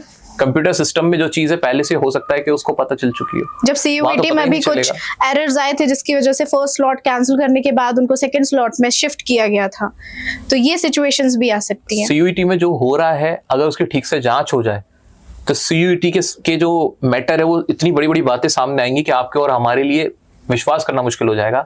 सीयूईटी के बारे में बच्चे कहते हैं कि खासतौर से जो गांव कस्बे हैं, जो हमारे देहाती इलाके हैं, जहाँ कंप्यूटर सेंटर की ही सुविधा ठीक से नहीं है, वहाँ इन्विजिलेटर जो है, जो वहाँ पे टीचर मौजूद है जिसकी ड्यूटी है, जो भी है वो व्यक्ति, मैंने कई बच्चों से ये सुना है कि वो लोग बोलते हैं कि वो ना पैसे देते हैं, पैसे मांगते हैं कि आप हमें 3600 रुपए दे दो, 3500 रुपए दे दो, हम आपको आंसर की ला देंगे। अच्छा, ये बातें सुनने में आई हैं। अब सवाल ये खड़ा होता है कि कोई भी बच्चा सामने कैमरे पे आके कहने को तैयार नहीं, हाँ। लेकिन वो झूठ नहीं बोल रहे हैं, वो सामने से आके वरना क्यों बताएंगे। बिहार की घटना मैं आपको बता रहा हूँ, और जिस तरह से वहाँ कंप्यूटर ठप हो जाते हैं और जिस तरह की सुविधाओं का अभाव है, इस बात को मानना कोई बहुत बड़ी बात नहीं है। हो सकता है ऐसा भी हो रहा हो सकता है ये चीजें भी घटित हो रही हो, क्योंकि इतनी सख्ती, इतनी सुविधाएं है नहीं उधर। तो सीबीटी मोड भी फुल प्रूफ है कि नहीं, इसके ऊपर भी सवालिया निशान खड़ा रहेगा, क्योंकि हम सिर्फ दिल्ली शहर, बम्बई, बेंगलोर की बात नहीं कर रहे हैं, गाँव में भी होना है ये सारी चीजें। तो सीबीटी में भी बहुत ध्यान रखने की जरूरत है। और अगेन चीजें आसान है, आपके पास 1 साल होता है, 1 साल में बहुत कुछ किया जा सकता है। जिस संस्था के पास सुविधाएं हैं, स्रोत हैं, और अगर वो कुछ करने में नाकाम हो रही है, वो वहां जाके फेल हो रही है, तो फिर सोचने वाली बात है। सर, गवर्नमेंट को आप कितना जिम्मेदार कहेंगे कि यहाँ पर गवर्नमेंट क्या रोल निभाता है ऐसी सिचुएशंस में? गवर्नमेंट का रोल यह है कि जो भी ये संस्थाएं बनाई जाती हैं वो गवर्नमेंट के ही आदेश पे बनाई जा रही है, इनका गठन गवर्नमेंट के आदेश पे हो रहा है। उनके ऊपर जिम्मेदारी बहुत बड़ी ये बनती है कि जब इतने सारे लोग आप पे विश्वास करते हैं, आपको सरकार में लेके आते हैं, ठीक है, और सरकार जब जिन लोगों को वहां पे चयन करती है, उन पोस्ट पे रखती है, किसी को चेयरमैन बनाएगी, किसी को सेक्रेटरी बना रही है, अब उनको ये मेक श्योर करना होता है कि हम जो भी बच्चे हैं उनके लिए एक ऐसा सिस्टम बना के खड़ा करें जो कि विश्वसनीय हो, जिसके ऊपर सवाल ना खड़े हो। और अगर कुछ भी गड़बड़ हो गई, मैं तो इस चीज में भी पीछे नहीं हूं कि चलो कोई गड़बड़ हुई है, कोई नई चीज आई थी, या आपने सही किया था, आपका इंटेंट का प्रॉब्लम नहीं था, आपकी नीयत साफ थी, बट कोई प्रॉब्लम आई, उसके बाद आपने क्या किया। जैसे 2024 में जो भी गड़बड़ हुई थी, 2026 में तो पेपर लीक हो ही नहीं सकता था ना। फिर तो आपको पूरी फोर्स लगा देनी थी। फोर्स नहीं लगा सकते थे, सिस्टम ऐसा बना सकते थे, आप कानून बना सकते थे इस तरह का। मैं ये नहीं कहता कि फांसी पे चढ़ा दो, लेकिन इतनी तो कार्रवाई होनी चाहिए थी ना कि सस्पेंशन होते लोगों के जी, कि जो जिम्मेदार होगा, ट्रांसफर से क्या होता है जी, क्या होता है, सस्पेंशन होते, पनिशमेंट होती, कुछ इस तरह की चीजें तो सर क्या सिर्फ जो अधिकारी हैं वही जिम्मेदार हैं, या उसके ऊपर भी कुछ लगता है आपको कि कोई व्यक्ति बैठे हुए हैं जो इन चीजों को रोक सकते थे? मेरा ये मानना है कि जब तक आपको पूरे उस सिस्टम के लोगों का नहीं पता होगा कि वो पूरा सिस्टम कैसे डेवलप हुआ है, जो कि मैं नहीं जानता यहाँ बैठे हुए, सो मैं किसी के ऊपर भी अभी सवालिया निशान नहीं खड़ा कर सकता। लेकिन ये सच है कि पूरा जो पेपर लीक अगर हो रहा है, लीक जब हो रहा है, या सिस्टम में गड़बड़ियां भी आ रही हैं, तो जो लोग अधिकारी हैं, जिन्होंने काम करवाया, जिनके ऊपर जिम्मेदारी थी, उन्हीं से तो सवाल पूछा जाएगा। या मुझसे आप पूछोगे आके कि पेपर लीक कैसे हुआ, कंप्यूटर कैसे नहीं चले। अरे जिसको ठेका दिया था वो कंपनी कौन है? क्या उस कंपनी को, जैसे सीबीएसई के केस में कोइम्प्ट का नाम आया, तो वो कंपनी जो पहले से ही ब्लैकलिस्टेड रही थी, जिसका इतिहास खराब रहा था, लूप होल, एक बच्चा है सिद्धांत नाम है, if I am not wrong, जो पार्लियामेंट्री कमेटी का में भी वहां उसे बुलाया गया, उसने पूरी रिसर्च कर डाली बच्चे। जब बच्चा रिसर्च कर सकता है तो क्या संस्थाएं रिसर्च नहीं कर सकती? क्या मीडिया रिसर्च नहीं कर सकती?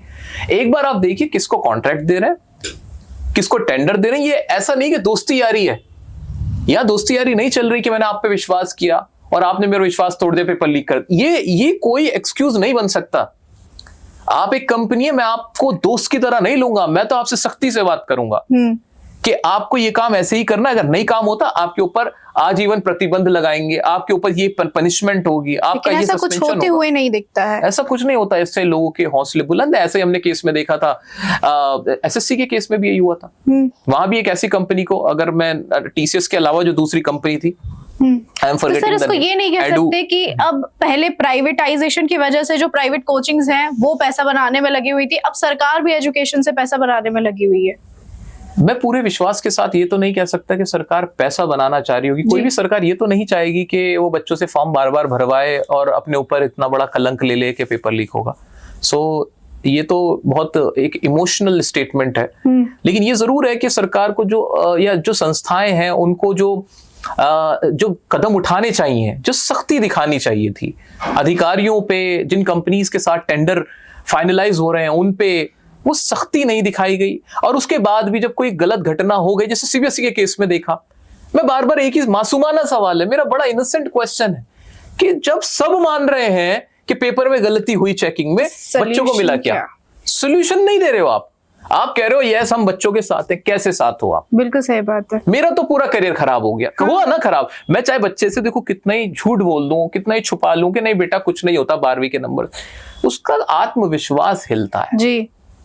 उसकी पूरी कॉपी अगर रिप्लेस हो रही है, उसकी अगर कॉपी में से सप्लीमेंट्री कॉपी चेक ही नहीं हो रही है, उसकी कॉपी ब्लड चेक हो गई, उसको मौका नहीं मिला कि वो अपनी कॉपी को दोबारा रीचेक करा सके, तो उसका आत्मविश्वास तो हिला है।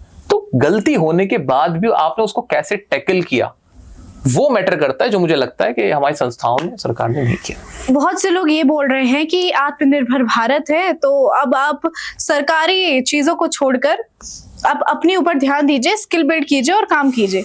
ये कहाँ तक का सोल्यूशन है? मेरे लिए तो ये बड़ी बहुत हिलेरियस बात है, हास्यास्पद बात है। अगर कोई कह रहा है कि आत्मनिर्भर भारत है तो खुद ही सब कुछ कर लो, फिर हम टैक्स किस बात का दे रहे हैं? हम सरकार चुन क्यों रहे हैं अगर ये सब करना है? तो एक ऐसा नागरिक जो कि पढ़ा लिखा नागरिक है, वो ये बात ना कभी कह सकता है और ना ही कभी वो इस चीज को मान सकता है। तो ये तो बहुत ही नॉनसेंस बात है। अगर कोई ऐसा कहता है तो बिल्कुल गलत है। सरकार की जिम्मेदारी है, शिक्षा, स्वास्थ्य, रोजगार, सड़क, ये सब सरकारी तो देती है, इसीलिए तो हम उन्हें चुनते हैं। अगर वो ये नहीं करेंगे तो उन्हीं से सवाल भी होता है। बिल्कुल। लेकिन ये बड़ा अजीब है अगर इस तरह की कोई बात कर रहा है तो। कई सारे बच्चों से हमने बात की तो वो इतने हताशापूर्ण है कि उन्हें अब ये लगता है कि हम कितना ही पढ़ लें, कुछ होगा तो है नहीं, तो हम पढ़ें क्यों?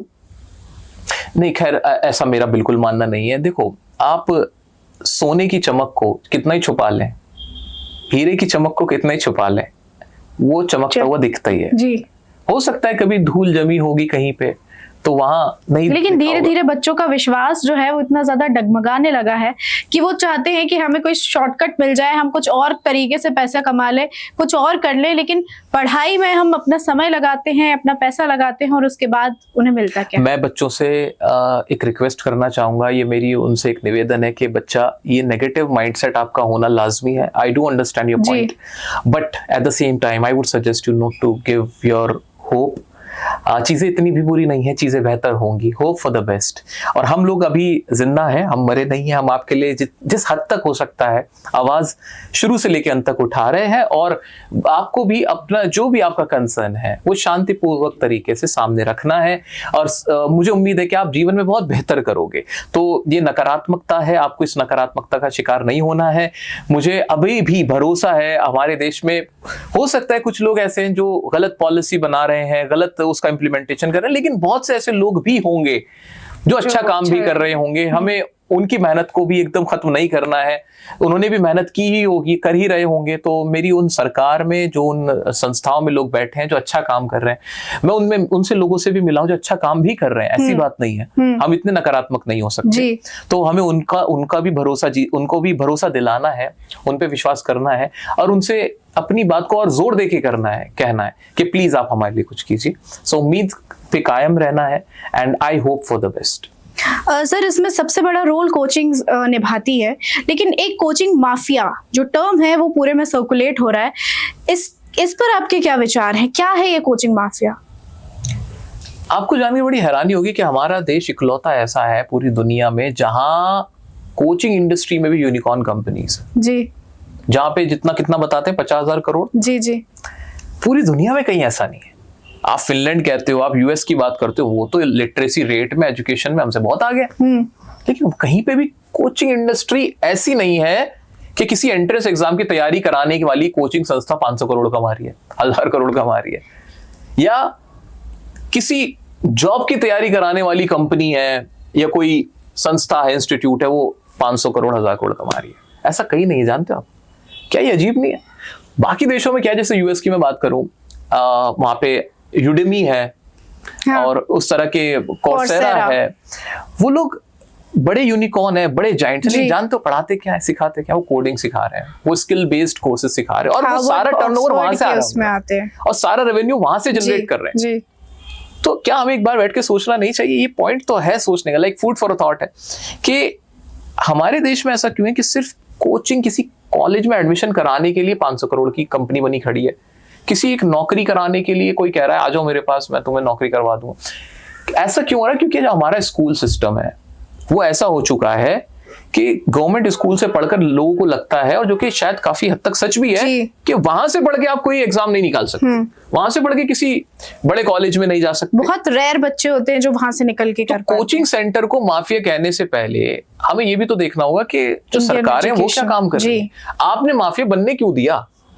मैं भी जानता हूं, मैं भी आपके साथ बैठ के इस चीज को गलत कहूंगा, और जो शायद मैं पर्सनली फील भी करता हूं कि ऐसा नहीं होना चाहिए कि ये कोचिंग सब कुछ कोचिंग ही हो गई है, लेकिन अब क्या करें? आज के समय पे फर्स्ट क्लास का जो बच्चा है वो तो कोचिंग प्रेफर कर रहा है, तो ये क्या एजुकेशन है? मतलब हमारे समय पे हमने भी पढ़ा है, लेकिन इतना कोचिंग का तो क्रेज तब भी नहीं होता था। अभी लखीमपुर खीरी से खबर आई थी, अगर मैं गलत नहीं हूं तो, कि वहां टीचर्स को कहा गया था कि उन्हें जो भूसा होता है वो भर के रखना।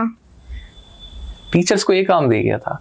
अभी जनगणना चल रही है, नंबरेशन का प्रोसेस चल रहा है, सेंसस कौन कर रहा है? सेंसस टीचर्स करें। इलेक्शन में ड्यूटी किसकी लगती है? टीचर्स।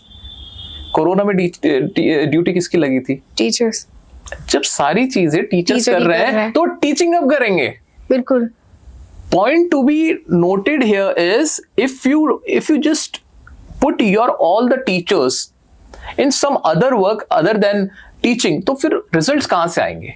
हम कितना सेंसिटिव है हमारे सरकारी स्कूल की टीचिंग को लेके, यहां से पता चल रहा है। हमें 70% जो बच्चा जा रहा है वो गवर्नमेंट स्कूल में जा रहा है जी।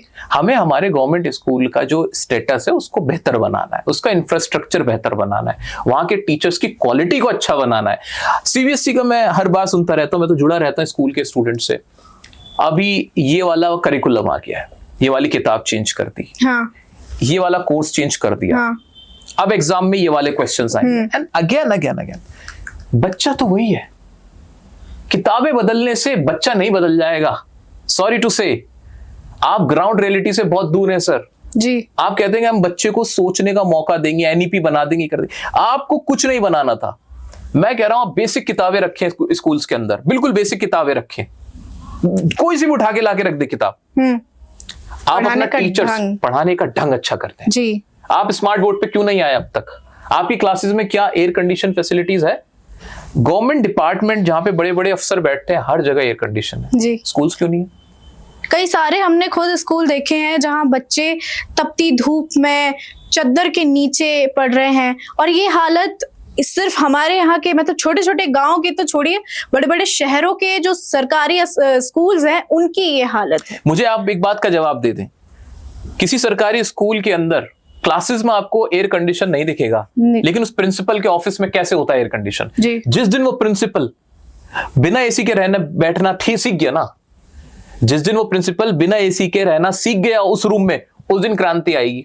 उस दिन उसको समझ में आएगा कि जब मैं यहां बैठ के सिर्फ सिग्नेचर का काम करता हूं तब मुझे इतनी गर्मी लग रही है कि मुझे एसी चाहिए। तो वो जो बच्चा जो पढ़ रहा है, जिसे फोकस करना है, उसके पसीना बह रहा है, उसको कितनी दिक्कत होती होगी। वो जो टीचर्स वहां बैठ के पढ़ा रहे हैं जी, गर्मी में बैठ के, क्या वो पढ़ा पाएंगे?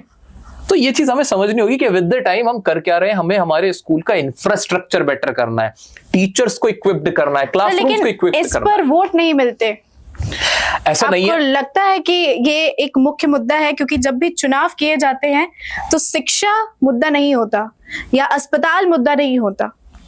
ऐसा नहीं है। मैं कोई किसी पार्टी को ना सपोर्ट करता ना जुड़ा हुआ, गलत बात है, लेकिन मैं तो वोट भी नहीं देता। मैं काफी वोट और इस सबसे लोगों को देखते हुए जो कैंडिडेट्स हैं मुझे कोई अच्छा नहीं लगता, तो मैं सोचता हूँ कि इनमें ही क्या चुनाव करूं। तो मैं बहुत बड़ी चीज नहीं मानता, कहना नहीं चाहिए, लेकिन यस, बट मैं काफी डिप्रेस्ड हूँ, फ्रस्ट्रेटेड हूँ। मैं देखता हूँ लोग विकास नहीं करते, विकास की बातें करते हैं। तो कोई मुझे सोचे मैं किसी पार्टी को यहाँ पे वो कर रहा हूँ, नहीं। लेकिन हाँ, दिल्ली के अंदर रहते हुए मैंने एक चीज देखी थी, ऐसा नहीं है कि अगर आप अस्पताल पे वोट मांगो नहीं मिलेगा या स्कूल पे वोट मांगोगे नहीं मिलेगा। दिल्ली में जो आम आदमी पार्टी रही थी, मैंने वोट नहीं दिया था उन्हें, मैं पहले ही बता रहा हूं, बट लोगों ने उन्हें देखा था, उन मुद्दों पे वोट दिया था। अब उनके विरोधी कह सकते हैं कि नहीं वो खराब होंगे, मुझे उस सबसे मतलब नहीं है, वो अच्छे हो सकते हैं, खराब हो सकते हैं, बट जब स्कूल बने तो लोगों ने फर्क महसूस किया जी।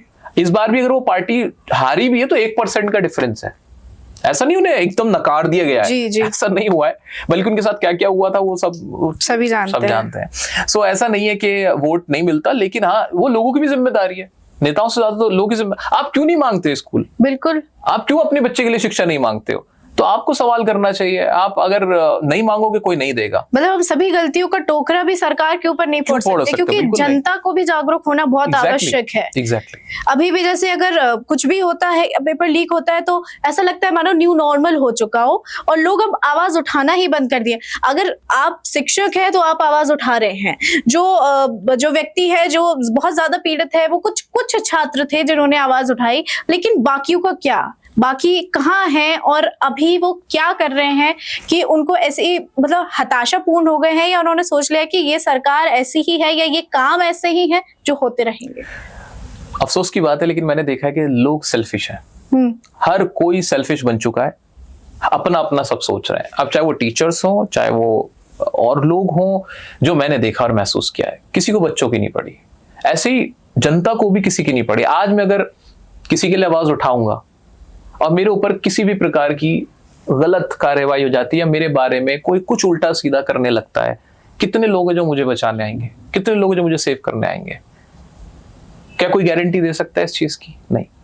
तो जो वाकई में बोलना चाहते हैं, बोल रहे हैं, जो बच्चों के हक की बात बोल रहे हैं, गलत नहीं बोल रहे, जिनका पॉलिटिक्स से लेना देना नहीं है, वो लोग भी अपने आप को थोड़ा सा इसलिए रिजर्व करके रख लेते हैं कि मुझे कोई बचाने नहीं आएगा। क्या जितना सपोर्ट किसी कॉमेडियन को, जितना सपोर्ट आप किसी ऐसे व्यक्ति को दे देते हैं जो आपके मुद्दे भी नहीं उठाता, जितना सपोर्ट आप किसी खिलाड़ी को, एक्टर को देते हैं, क्या उतना सपोर्ट किसी ऐसे एक्टिविस्ट को देते हैं जो आपकी आवाज उठा रहा है? किसी टीचर को देते हैं? नहीं देते। क्या मेरे 20 मिलियन इंस्टाग्राम पे फॉलोइंग है कि सीजेपी को आपने सबको, जिनको आपका मुद्दा भी ठीक से नहीं पता, वो ठीक से आपका प्रोटेक्ट कर रहे हैं नहीं कर रहे, उनको उसका भी नहीं आइडिया है, वो बाहर से आ रहे हैं, आप उनको सपोर्ट करें जो यहाँ पे बैठे हैं, जो आपकी आवाज है। मैं ये नहीं कह रहा वो गलत है, वो अच्छे लोग हो सकते हैं, सीजेपी के अच्छे लोग हो सकते हैं, बुरे लोग हो सकते हैं, मुझे नहीं मालूम है, लेकिन सोचने वाली बात है कि बाहर से आए लोगों को आप सपोर्ट करने को रेडी होते हो, लेकिन जो आपके ही टीचर्स हैं, आपकी आवाज बन सकते हैं, आपके ही ट्यूटर्स हैं, इन्फ्लुएंसर्स हैं, आप उनको कितना सपोर्ट कर रहे हो? कितना करोगे अगर वो आपकी आवाज उठाएंगे? क्या करोगे आप सपोर्ट? सर, एक बात उठाई जाती है कि यदि आप स्किल्ड ही नहीं हो तो आपको मतलब आपको रोजगार कैसे मिलेगा? तो ये स्किल और रोजगार का क्या फंडा चल रहा है अभी? ये सच है, मैं इस बात से इत्तेफाक रखता हूँ, स्किल इंसान को रोजगार मिलता है, लेकिन मतलब अभी बीए ग्रेजुएट भी हैं या जो अच्छा खासा पढ़े हुए हैं, एमए ग्रेजुएट्स हैं, वो तो अनएम्प्लॉयड है, तो उनको स्किलफुल बनाएगा कौन? तो क्वेश्चन इस करिकुलम आपका गलत है, फिर आप ठीक करो उसको। आपने करिकुलम चेंज किया, आपने अपने कॉलेजेस को, जो भी आपके इंस्टीट्यूट्स हैं, क्या गवर्नमेंट ने या जो प्राइवेट सेक्टर को भी क्या आदेश दिया कि यहाँ ये सब कुछ होगा? हम कब तक ये बोलते रहेंगे कि स्किलफुल चाहिए? बच्चे स्किल लेने कहाँ जाए? बच्चे के साथ प्रॉब्लम क्या है? फ्रेशर बच्चे को बोल देते तुम्हें कुछ आता नहीं, ये क्या कि उसको हर कोई निकाल देता है। अरे जब तक वो काम सीखेगा नहीं, वो करेगा कैसे? इसके लिए जरूरी था कि कोई ऐसी पॉलिसी बने जहां इंटर्नशिप प्रोग्राम शुरू किया जाए कि every government sector and every private sector with n number of people in the organization supposed to have some n number of interns. लो, मैंने आपको एक ड्राफ्ट भी बना दिया, ड्राफ्ट तो मैं दे रहा हूं आपको बना के। क्या ऐसा नहीं कर सकते? आप कर सकते हो। It's all about the intent, it's all about the understanding. Again I से पीपल आर सेल्फिश। सर, हमारा आखिरी सवाल ये रहेगा कि आप उन बच्चों के लिए क्या कहेंगे जो अभी हताशाजनक हो चुके हैं और वो कुछ करना चाहते हैं, लेकिन आप क्या उनसे कहना चाहते हैं कि अगर आप ये सब करेंगे, मतलब आप कौन सा ट्रैक देना चाहेंगे कि वो एक सही ट्रैक पर भी जा सके, उन्हें एक सही गाइडेंस भी मिल सके और वो इंडियन एजुकेशन सिस्टम से लड़ भी सके? सबसे बढ़िया तरीका है, जो आप बनना चाहते हो, जो दूसरों को बनता हुआ देखना चाहते हो, जैसे सिस्टम आप चाहते हो वैसा खुद बना दो। सो मैं सभी बच्चों को यहाँ ये कहना चाहता हूं, तुम्हें लगता है तुम्हारे साथ गलत हुआ है, गलत हो रहा है, this was not your last exam, ये तुम्हारा आखिरी पेपर नहीं था। ऐसे बहुत एग्जाम आएंगे जीवन में, बहुत सारी चीजें तुम हासिल कर सकते हो। हाँ, ये हो सकता है कि जो तुम अभी हासिल करना चाहते हो वो शायद ना कर पाओ, लेकिन कुछ और कर सकते हो। जब तुम वो चीज हासिल कर लो, उसके बाद जैसा सिस्टम तुम्हें चाहिए था वैसा सिस्टम बिल्ड करने में हेल्प करना। जो तुम्हारे साथ गलत हुआ, बाकियों के साथ गलत मत होने देना। तुम्हारी कोई आवाज ना बन पाया हो, कोई बात नहीं, तुम आगे किसी और की आवाज जरूर बनना। तो जो सिस्टम में, जैसे गांधी जी ने कहा था, be the change you want to see in the society. जी जी जी बिल्कुल, कि जो चेंज तुम सोसाइटी में देखना चाहते हो पहले खुद में तो खुद में ले आओ, वो चेंज तुम खुद लेके आ जाओ। सो मेरा उन सबको देखो, तुम्हारा, मैं अगर अपनी बात करूं, मैं इन लोगों को बोलता हूं मैं तुम्हारा बड़ा भाई हूं। सो मैं तुम्हारा बड़ा भाई हूं। मैं क्या कर रहा हूं, मैं यहाँ पे यूट्यूब में अगर कोई फ्री वाकई में पढ़ाता है, जिसका कोई कोर्स नहीं है पढ़ाने का, वो सिर्फ हमारा चैनल है, और भारत का second largest most subscribe channel कह सकते हो आप। हमारा कोई कोर्स नहीं, पिछले 10 साल से सिर्फ यूट्यूब पे जो मोनेटाइजेशन है सब जानते हैं जी। कुछ लोगों को इसमें भी एतराज हो जाता है, कुछ बहुत नेगेटिव जब माइंडसेट से कुछ होते हैं, बाकी लोग तो सब समझते हैं। तो वो खर्चे पानी के लिए जो भी होता है, हमारे पास मोनेटाइजेशन और कुछ नहीं। हम चाहते क्या हम ऑफर नहीं कर सकते थे कोर्स? क्या नहीं कमा सकता था? क्या मुझे कभी ऑफर नहीं आया होगा? मैं यहाँ बैठ के नहीं कहता कि मुझे 50 करोड़ का ऑफर था, 100 करोड़ का ऑफर था, लेकिन आप अंदाजा लगा सकते हो कि भारत का ऐसा चैनल जो दुनिया के सबसे बड़े चैनल, एजुकेशनल चैनल्स में आता है, सबसे बड़ी टीचिंग वीडियो, जो मोस्ट वॉच्ड टीचिंग वीडियो, वो हमारे चैनल की है, जिसपे तकरीबन आई गेस 9 करोड़ व्यूज आज की डेट में। क्या हमें ऑफर नहीं आए होंगे? क्या मुझसे नहीं कहा गया होगा? मुझे प्रलोभन नहीं दिए गए होंगे? लेकिन आज भी मैं संघर्ष कर रहा हूं। मैं अपने बच्चों के लिए जो चीज मैं इनको फ्री में यहाँ करवा सकता हूं, वो मैं जब किसी के साथ कोलैब कर लूं या फिर पैसे लेके करने लगूं, तब मैं नहीं कर पाऊंगा। ठीक है, तो जब मैं इनके लिए ये सब कर सकता हूं, तो ये भी कर सकते हैं। तो इन्हें कहीं और जाने की जरूरत नहीं, देखने की जरूरत नहीं है। ये अपने बड़े भाई को देख सकते हैं कि जब मैं कर रहा हूं, आप भी मेरा साथ दें। हम मिलके एक बहुत प्यारा, एक सुंदर भारत, एक वेल डेवलप्ड भारत, एक प्रोग्रेसिव भारत हम जरूर बनाएंगे, जहां का एजुकेशन सिस्टम इस दुनिया का सबसे अच्छे एजुकेशन सिस्टम में से एक बनेगा। सर, आप काफी सटीक जवाब दे रहे हैं। हर एक प्रश्न का आपने हर एक प्रश्न का सटीक जवाब दिया। तो हमारा सिर्फ एक अंतिम सवाल ये रहेगा कि आपको ये सटीक जवाब देने में कोई प्रेशर फील नहीं होता जब आप बिकॉज इंडिया में फ्रीडम ऑफ स्पीच के क्या हालात है वो हर कोई जानता है, तो आपको क्या प्रेशर झेलना पड़ता है? मैं ईमानदार हूं और मेरे पास खोने के लिए कुछ नहीं है। आज आप मेरे बारे में पूछें कि मैं क्या किया है, मैंने जीवन में जो भी काम किए हैं, जो भी बात मैं कहता हूं, वो सब कुछ सच है जी। अब मुझे ऐसा लगता है सच्चाई पे चलता हुआ इंसान कभी पीछे नहीं रह सकता, और मैं सबसे बड़ा पेट्रियोटिक इंसान हूं जी। मैं सही बता रहा हूं, मुझसे बड़ा कोई देशभक्त नहीं है। उसकी वजह है मैं बच्चों को वो सिखा रहा हूं जो आगे चल के इस देश में, मेरे देश के लिए बहुत बड़ा काम करेंगे। वो एक देशभक्त, एक ऐसे राष्ट्र का निर्माण करवाने में हेल्प करेंगे वो बच्चे, जो पहले शायद लोग नहीं करा होगा, किसी ने पहले कभी नहीं देखा होगा। क्योंकि मैं उनको सिर्फ पढ़ा नहीं रहा हूं, मैं उनको बेहतर इंसान, बेहतर देशभक्त कैसे बनना है, कैसे एक अच्छा सिटीजन बनना है, वो सोसाइटी में डेवलप करवाने में हेल्प कर रहा हूं। और दूसरी बात, फ्री में कर रहे हैं जी ये काम, किसी के दबाव में नहीं। कभी कहीं कोई झूठ नहीं बोला आज तक। तो मुझे पूरी उम्मीद है कि कोई भी सरकार हो, मैं सरकार के भी कभी, मैं सरकार को कोस के या ऑपोजिशन को कोस के या किसी को सपोर्ट या किसी के अगेंस्ट में जाके मैं बात ही नहीं करता हूं। मुझे मेरे बच्चों से मतलब है, जो मेरा जॉब है।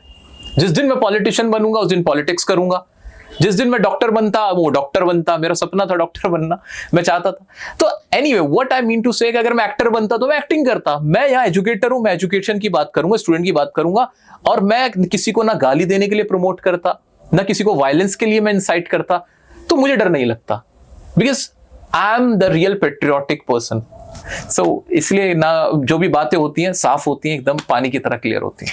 Thank you so much sir, बहुत सारी बातें की, और इसमें से सबसे मुख्य मुद्दा जो मैं आपको दोहराना चाहूंगी और दोबारा कहना चाहूंगी कि जो नीट पेपर लीक हुआ है, इसके समाधान के बारे में बात की जाए। जो सीबीएसई और सीयूईटी में दिक्कतें आई हैं उसके समाधान के लिए बातें की जाए, ना कि इधर उधर की बातें करके इस पूरे मामले को रफा दफा किया जाए। क्योंकि ये हमारे बच्चों के भविष्य के साथ साथ बच्चों के परिवारों का, और उसके बाद जो नीट उसको एग्जाम देगा, उसके बाद जो बच्चों का उन लोगों का इलाज करेगा, उन लोगों का भी कर्तव्य बनता है कि इस मुद्दे को यूं ही ना दबाया जाए और बात की जाए, कहा जाए और इसका समाधान निकाला जाए। क्योंकि फिलहाल वर्तमान की स्थितियों में यदि देख रहे हैं, जान रहे हैं, पड़ताल कर रहे हैं, तो अब तक बात तो बहुत की गई, आंदोलन भी बहुत किए गए, लेकिन इसको लेकर क्या समाधान निकला, इस पर सवाल अभी तक नहीं किया। और ये पूरा पॉडकास्ट का जो सारांश है, ये यही निकलता है कि यदि सवाल करते हैं तो समाधान के लिए सवाल कीजिए,